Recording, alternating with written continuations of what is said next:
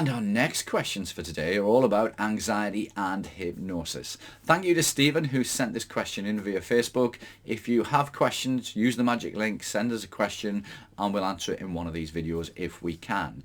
So our first question is, can anxiety be cured with hypnosis? So a couple of things we need to take into account here.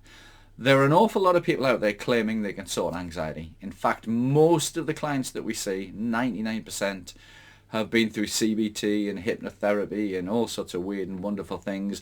And a lot of these therapies help, they work, but whether it'll cure it straight away, I disagree. So, in order for us to sort anxiety out, we use a combination lock approach, which I've talked about before. We look at all the different levels on it, and we help you to get in control, to slow down and stop that anxiety, and teach you how to move into a much better state.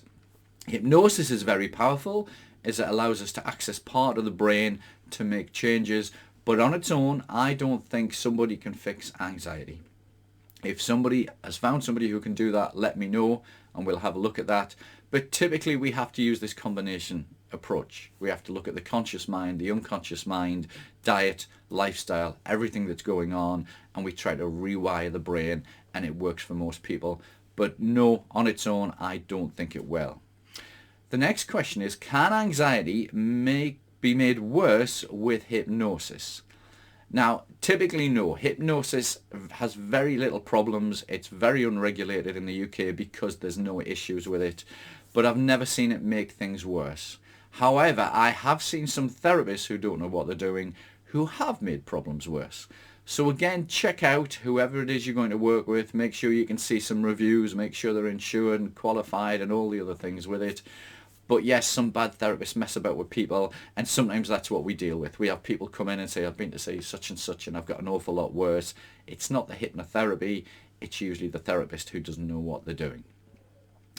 Is hypnosis safe? I suppose that's the same question. Yes, there are very few issues. I've heard of maybe 1 or 2 cases with stage hypnosis, but we don't really see these problems. Hypnosis is really interesting in that it's a natural state of mind that we go in and out of dozens of times per day. So most people who drive will experience road hypnosis at some point where you go and you drive and you get there and you don't remember the journey. That's just where the mind switches into a hypnotic state. It does all these conscious processes automatically and then brings you back when you get there. It can also be the same when you brush your teeth in the morning. If you're right-handed and use your right hand, it's very easy to do. But if you try to do it left-handed, you're having to think about it. You're having to do it consciously, and it takes a while to learn to do that.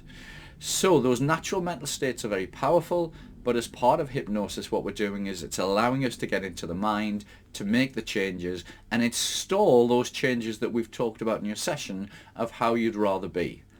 You know, you might find that some therapists are going to spend forever going over the problem and how it started and everything else, which can be useful, but we also know that can make things worse. Where hypnosis allows us to get in there to change it, and the big question is, how would you rather be? Instead of being anxious, do you want to be relaxed, calm and in control? Well, if that's so, that's what we help you to do. Another great question. Please keep them coming, and let's get your anxiety sorted.